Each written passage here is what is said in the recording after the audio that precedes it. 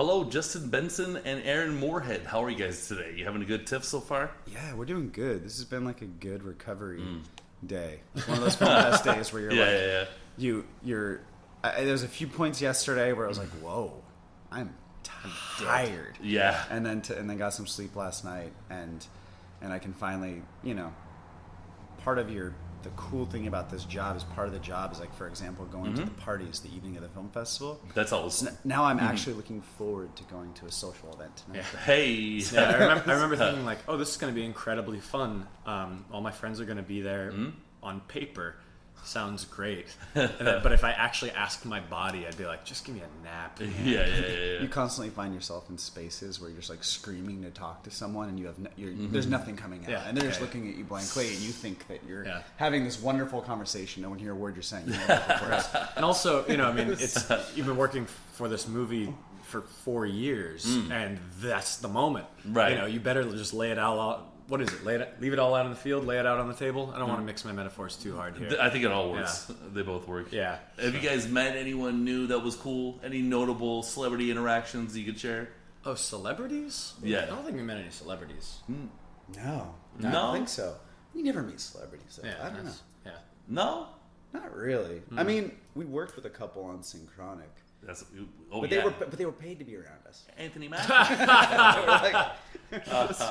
That's a joke, by the way. I mean, yes, they were, but like they also are friends of ours. Anthony Mackie seems like a pretty cool guy. Yeah, they're both absolutely wonderful. Absolutely, that's good stuff. I actually talked to Cardi B in the club. What? Yeah. See, that's a good one. That's a good story.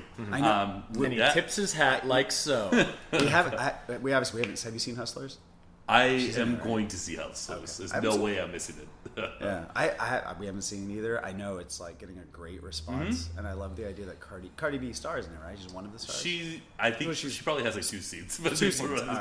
I mean, this is me like guessing. I haven't seen the film, but they build Constance Wu and J Lo at the top. Got it. Yeah. Okay, we know Constance Wu. Oh, yes, we know her just coincidentally because that's cool. When our movies first started playing like film festivals and stuff like that, she had a lot of mutual friends with us, so she would always come to screenings, or not always. She came to several and just became an old friend. So, how did you guys conceive Synchronic? How did that come out of the pores? Well, so Synchronic was written between our second and third movie, After Spring and Before the Endless, as something that had a mechanism that would allow us to step up into something slightly more commercial without having to betray the character stuff that we love so much.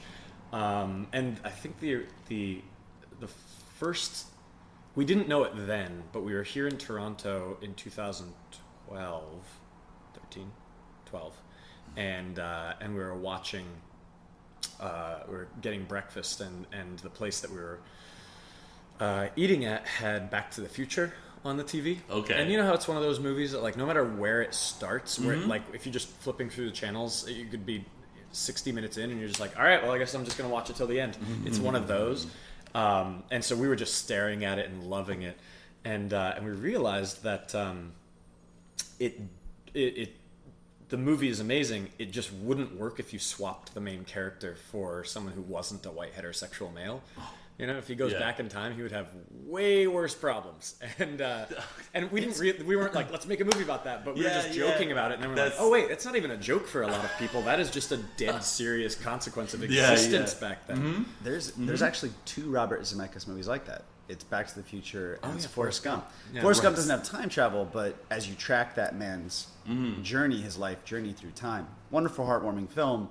But that story would be, again, so different if he weren't, again, white heterosexual man. The past wouldn't be quite so romantic. That is wow. It's interesting to see how these, like, just like an idea, like just an observation, and then it can kind of snowball into a movie with Anthony Mackie. Yeah. Well, so I mean, it starts about this idea that we've felt for a long time, not even just in that conversation, but taking time travel out of it, just saying. We romanticize the past, and that's dangerous. The phrase is toxic nostalgia, and we strongly believe that. All of our films talk about it in some way, about the fact that we shouldn't be trying to return to something that never really existed. have wonderful memories of my childhood, but I'm still happier now. Right, You know? right. So, Did you guys like Midnight in Paris? didn't see it. I know about it. I know all about the plot, but I haven't seen it. Right. Oh, Yeah. I don't know why I brought that up, but it's the same idea. He like he goes to the 1920s at midnight every when he goes to a certain corner, and then you should just kind of move on. You know what? I just realized what that movie's missing. That movie is missing the scene where Owen Wilson accidentally walks in on Aleister Crowley doing an occult ritual ceremony in a Paris hotel room. They blew it. Because it happened. And, like, that would just be, like, the weirdest, darkest, like, just... Yeah. Like, no matter what it is, even if it's nothing supernatural, just walking in on someone high out of their mind doing sex magic. Dirty. Yeah, he was just a mama's boy, that guy. Total wimp. Also missing the scene where he gets this yellow fever or Spanish flu or something and can't get medical any medical support for it. Gets a sinus infection and dies because there's no antibiotics. Yeah. Jeez Louise. So I really like the Endless as well. It was kind of cool. And I was just thinking, when I was watching Midsummer, I'm like, this is just like I already saw this movie. I saw the Endless. It was perfectly fine. That's fine. But I felt because I've just seen that that was my past experience with you guys before seeing Synchronic, but I felt like visually there was some sort of connection. It had like great psychedelic clustery image. How would you guys describe your visual style? Where did it come from? Oof. I mean, there's so many things converging at one time, and we'll try to get down to it. Yeah, distill. One is like you're trying to use the tools of filmmaking that you've learned over several decades to deliver an image that no one's seen before, and you're simultaneously trying to make that image something that is believable, that you might actually see in the real world. And as the same, like a comparison with, like, for example, I haven't seen the movie Venom, but I'm guessing the movie Venom, no matter what you think of it narratively, it probably has some really neat imagery of, like, a thingy, like, taking over someone's body, a parasite. I'm very passionate about Venom, actually. Yeah, In a positive way? Actually, I am. That's cool. Yeah. I think the character's great. I think that the artwork from the comic books is really cool looking. So I bet in making that into a movie, I bet those things look really cool. Do they look anything like something that would exist in real life? No, obviously they probably do not. No. But I think if you can land on that, that can be really thrilling for an audience. Yeah, I mean, I think naturalism is a word, but if you watch Synchronic, nobody's gonna probably use the word naturalistic. But for example, there's no lighting that is heightened. There's no colored lighting that's coming from nowhere. Every light has a source. That's where it's from. There's very rarely lights that aren't either tungsten or daylight. Yeah. And so that's where, and that's just the lighting style. Same thing with the camera, where the camera's actually alive in a strange little way. And even though it's not a full-blown war photographer documentary style kind of a thing, which honestly is total regret. Should have done that. That sounds cool now. But even though it's not that, the next project. Yeah. But even though it's not that, the camera always has a point of view, which has a little bit. I'm sorry, that's a stupid thing to say. Of course it does. It is alive. The camera itself is alive. It has interests that aren't the characters. It can pan and look away. It can in an unmotivated way. And that is something that our minds very subconsciously associate with an operator, and which means naturalism. Okay, but back to Venom. Yeah. Oh yeah. Okay. That movie is amazing because it's a superhero movie about a homeless schizophrenic. Oh wow. That's what it is. See, he loses his job, he loses his girlfriend, and an alien starts talking to him, saying that if we don't eat a few heads, the fate of the world's on the line. Yeah, that's really interesting. Because am I mistaken in that? I don't have that much of a knowledge of comic books, but I remember when I was little, if I saw like Venom on the cover of a Spider-Man book, I want to check that out. And I think I remember Eddie Brock in the comic book was an astronaut, right? Who came across the symbiote. I think you know more than me. Okay. Yeah. I think there's the Venom comics when he's good and when he's bad as well, or it's like debatable. Yeah. But anyways, enough about that. So how did you guys get Anthony Mackie on board? How the hell did you guys land that? His agent, or actually, I think the first piece of the puzzle was Jamie. And Jamie's agent just saw the poster for The Endless and walked into the last screening in a tiny indie theater in Hollywood, and the next day just blew up our phones and said, like, I want to cast your next movie. We're like, who'd you got? And and luckily, Jamie, have you ever seen The Fall? I have not, no. It's, his work with that and Gillian Anderson is just unbelievable. Really dark, brooding, cool stuff with, without even a lot of dialogue. And we thought, man. So we cast him, and once we had Jamie in place, we asked the agency who's Jamie always wanted to work with. And apparently Anthony and Jamie have been trying to work together for a long time. And they're like, so do you like Anthony Mackie? We're like, yes! Are you crazy? Of course. You see the Hurt Locker? That guy was snubbed, man. So yeah. He's really funny in Pain and Gain as well. Yes, yeah, he's great. Hilarious. And of course, that small role in the whatever, the Marvel thing, movie. Whatever it is. Yeah. The Falcon, nobody's heard of it. His independent work. Yeah, exactly. All right, so... tell me about the designer drug thing, because I it's something I've just heard of. I don't how did you guys get hip to designer drugs? I think it started with just the idea that there could be a substance that can make you see time as I think most physicists believe it to be, where it's it's not actually how we experience it, mathematically and otherwise. It must all be that it's like we're in a frozen river rather than a moving river, I think is a way that one of my favorite guys puts it. Actually, I'm embarrassed. What is that guy's name? Really famous... Not Terence McKenna, is it? No, really famous physicist, written some great books. One was called The Fabric of the Cosmos, I believe.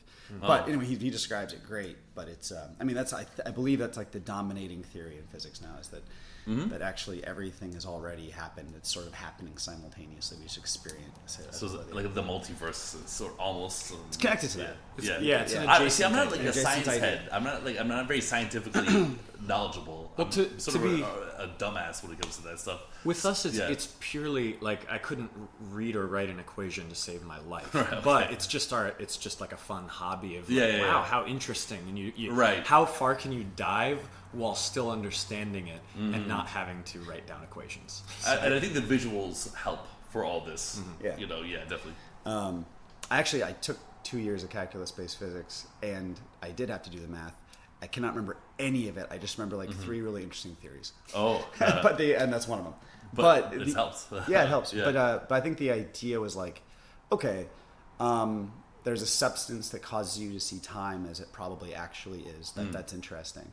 And then when you get further into the idea of designer, especially over-the-counter synthetics, which are drugs like K1 or Spice or the infamous bath salts, which are what Synchronic is in the movie, which is basically these sort of rogue chemists create molecules very similar to illegal molecules and create these drugs and put them out in the marketplace, and they're just barely legal.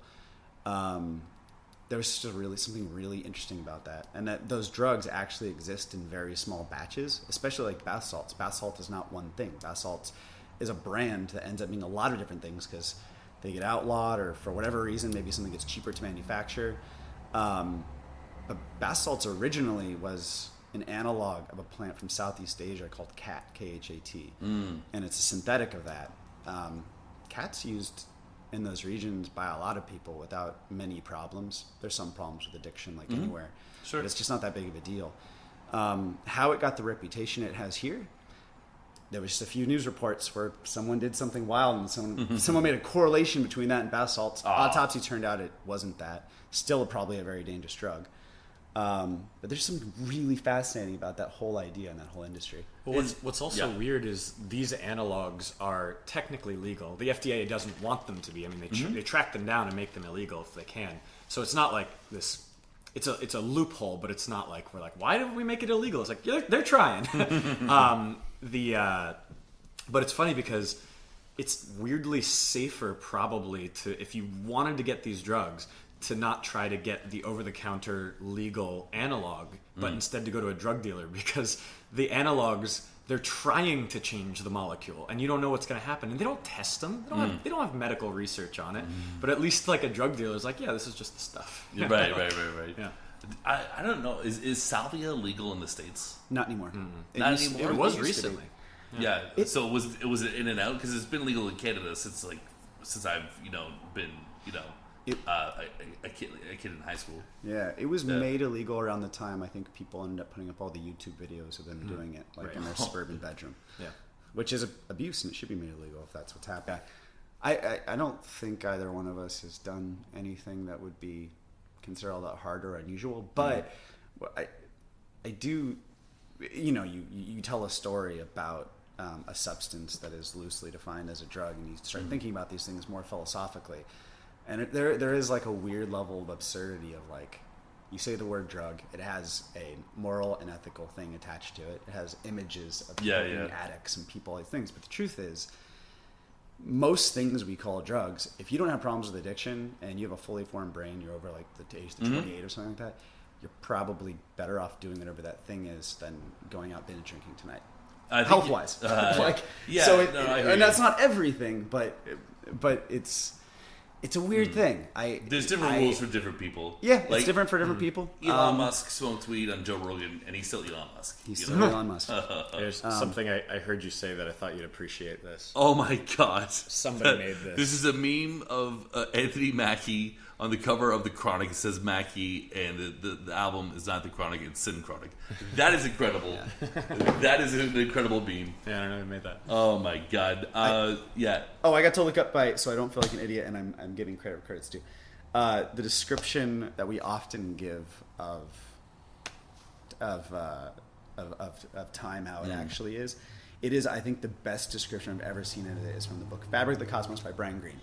There we go. It also has a great documentary that kind of simplifies the book a bit. The book's better. But. Good. Yeah. All right. Well, we got that on the record. I'm glad we got that one. So you guys are there. We agree. There's a certain energy at TIFF that is certainly fun, although draining. Do you guys enjoy other festivals? Are there some other festivals that you want to give a shout out to? Oh hell yeah! Because our last 3 films, one of the reasons that we even have any little bit of a name is because we went to the film festivals and tried to get to know what the community was. And so the next few festivals the film is going to go to is Fantastic Fest in Austin. Yes. Which is one of our favorite festivals. It's like that one's wild. London Film Festival, and then Citrus Film Festival in Spain. And then also a shout out to one of the nicest festivals in the world is called Neuchâtel in Switzerland. It's just this gorgeous in Switzerland. Yeah, wonderful, gorgeous festival. Great programming, great people. Really big festival. It's great. Really, huh? Switzerland, and beautiful country. Yeah. All right. So when did you guys get into surreals? Who are some surrealists? Sort of the wackier characters in cinematic lore that you want to mention? That's interesting. Yeah, because it's not really surreality. Most of the time, what we're depicting is really wild looking, but meant to be semi-literal. No, it's definitely coherent. It's not like Eraserhead. Yeah. It's but like from the visual point of view, it's incredibly bugged out. Yeah. But it does like have. It's not gonna. I don't think that should scare people away. Yeah. Like I'm not gonna understand this movie. I mean, you kind of already said one that I couldn't even tell you is definitely an influence on the film, particularly. But David Lynch is probably one of the greatest horror filmmakers alive, and no one even says that he makes horror. It's like his movies are terrifying, and that's because he's trying to scare you. He's not trying to use horror tropes in order to remake a horror movie. And so every single thing feels just off of familiar. And I think episode 8 of Twin Peaks season 3 is one of the best things he's ever made. And it just, my skin was crawling for an entire hour of TV. It was incredible. This is the water. Yeah. And this is the well. Drink full and descend. The horse is the white of the eye and dark within. Jesus. All right, you got the whole thing. Yeah, I'm a Lynch fan, and he was saying when like Dougie, he has to pee, and exactly, it's funny, but Lynch describes that as sheer horror, existential dread. Like you have to pee and you don't know how to pee. Yeah. If David Lynch set out to make a movie that was nonstop, the heights of scariness he can go to, where it was just all that. You couldn't make it. It would be it would literally be the scariest movie ever made. Yeah. That would be God, that would be so exciting. I don't want him doing a franchise, but imagine if he took over like Texas Chainsaw Massacre or something. That would be actually amazing. I'd be like, I couldn't handle it. Did you guys hear his album, Crazy Clown Time? Yeah. That was so cool. Yeah, it's great. It's great, like, because obviously those are going to be harder projects to finance. It's great that he can do art and music in between Inland Empire, the Return, 11 years, long time. Yeah. Okay, so how do you? So I guess the coherent narratives is what makes you guys a bit more marketable than Lynch. Is that how you guys break the bank? Is there a secret code? We're working on that, man. Okay, I don't I'm think getting we're. First off, I don't think we're not more marketable than Lynch. I don't think. No. I think that's a proven fact. But I get what you're saying, and I also appreciate you saying that. But all right. But the but no, I mean, I think there's just a desire to have the audience every audience be able to follow the narrative, but also simultaneously without diluting it or dumbing it down too much. Yeah, you trip out a little bit because you don't have to. I don't know. I think we believe in the best in our audiences, and you don't need too much hand holding. Hopefully, you get some time between the sci-fi stuff that we're doing. Hopefully, you get some time in there to spend some time with the characters that isn't always totally related to the sort of sci-fi concept of the movie. Would you guys do a property project if offered to change up the style? Yes, we definitely do an adaptation or something. I mean, our focus is always going to be on our own work, but if something comes along, we probably have a really interesting take on Batman or something like that. I don't know what it is, right? But there are certain properties, or even if the property itself isn't particularly interesting, if we figured out just some way in, that would be interesting. But would we be handed a script and we'd say, well, this will just be one for them? Nah, there's just no reason to do that. No, we don't see any reason to. We don't have kids or mortgages. We just don't see any particular reason to. Your young men, you kind of there's no reason to not go hard. No, there's none. Okay, that's cool. I like that. How did you guys start working together? Then get the financing. I've been making movies since I was 11. Wow. And so I was just in making Star Wars fan films was my thing, and now that's I'm cool. doing the exact opposite. So I was just I don't know, one day after I was shown what a video camera was, it was a stint. I'm just gonna do that. Went to film school, came out here, met Justin. So nice. I was 17 or 18 years old, and there was a girl I went to high school with who was hey, for whatever reason, it was really important to her that I watch Pulp Fiction, Texas Chainsaw Massacre, and Chasing Amy. Did you see Triple Bill? Yeah, but I think what I saw in Pulp Fiction and Chasing Amy was the power of just people talking, if you can do it right. Yeah, it's hard, huh? But but if you can do it right, and I never thought that it was okay, well, everyone's seen Jurassic Park, but I would never watch Jurassic Park and think, I know how to make a dinosaur. I just would never think that of myself. I don't think it's not necessarily low self-esteem. It's just more I'm not very tech savvy, but I could understand human. I thought I could understand human language or that kind of communication. It seemed okay. I feel if I worked really hard at it, maybe I could do that.